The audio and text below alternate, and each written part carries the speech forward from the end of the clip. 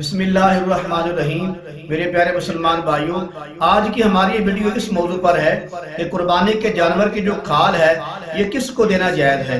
تو میرے عزیز بھائیوں، آج کا ہمارا پہلا مسئلہ یہ ہے کہ یہ جو قربانی کے جانور کی کھال ہے یہ مدرسوں میں دینا سب سے افضل عمل ہے۔ آگے مسئلہ یہ ہے کیا قربانی کے جانور کی کھال اپنے پاس رکھنا جائز ہے۔ تو میرے عزیز بھائیوں، قربانی کے جانور کی جو کھال ہے، جو مالک ہے جس نے قربانی کی ہے، اگر وہ اپنے پاس رکھ لیتا ہے تو یہ عمل بالکل جائز ہے۔ آگے مسئلہ یہ ہے کہ یہ جو قربانی کے جانور کی کھال ہے، اگر مالک نے اس کو فروخت کر دیا ہے تو وہ جو پیسے ہیں کیا مالک خود رکھ سکتا ہے؟ تو میرے عزیز بھائیوں، جب اس نے قربانی کے جانور کی کھال کو فروخت کر دیا تو وہ جو پیسے ہیں نہ وہ خود رکھ سکتا ہے، نہ کسی امیر کو دے سکتا ہے، بلکہ کسی غریب کو دینا یہ لازم ہو جاتا ہے، واجب ہو جاتا ہے کہ وہ جو پیسے ہیں کھال کے کسی غریب کو دیے جائیں یا مدرسے میں دیے جائیں، یہ ضروری ہو جاتا ہے۔ آگے مسئلہ یہ ہے کہ یہ جو قربانی کے کھال کے پیسے ہیں کیا عیدگاہ پر، جنازے گاہ پر یا مسجد پر لگانا جائز ہے؟ تو میرے عزیز بھائیوں، یہ جو قربانی کے جانور کی کھال کے پیسے ہیں، میں کھال کے پیسے کہہ رہا ہوں، کھال نہیں کہہ رہا، توجہ فرمائیں۔ قربانی کے جانور کی کھال کو فروخت کر دیا، وہ جو پیسے ہیں ان پیسوں کو عیدگاہ پر لگانا، جنازے گاہ پر لگانا اور مسجدوں میں لگانا یہ بالکل جائز نہیں ہے۔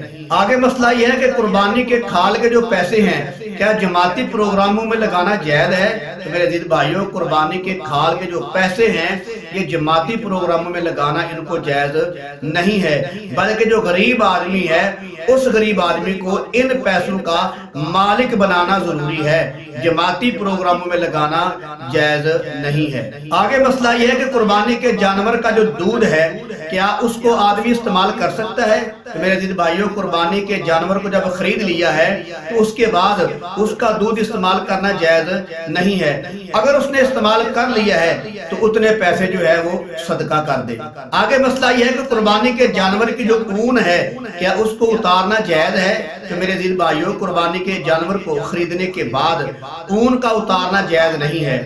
ہاں، اگر اس نے اون کو اتار لیا ہے، اس کے جو بال ہیں اتار لیے ہیں، ان کو فروخت کر دیا ہے، پیسے بھی اس نے استعمال کر لیے ہیں، تو وہ کیا کرے؟ مثال کے طور پر اس نے 500 روپے کی اون جو ہے اس کو فروخت کیا ہے، پیسے بھی اس نے استعمال کر لیے ہیں، تو اب کیا کرے؟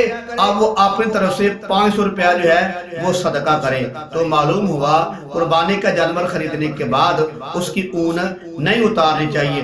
اگر کوئی آدمی اتار لیتا ہے تو جتنے کی وہ فروخت کرتا ہے اتنے پیسے وہ صدقہ کرے۔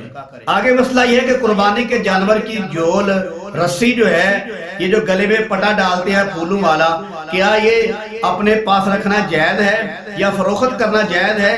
تو میرے عزیز بھائیوں، اپنے پاس نہ رکھے، افضل طریقہ یہی ہے کہ اس کو بھی صدقہ کر دے، کسی غریب مسکین کو دے دے۔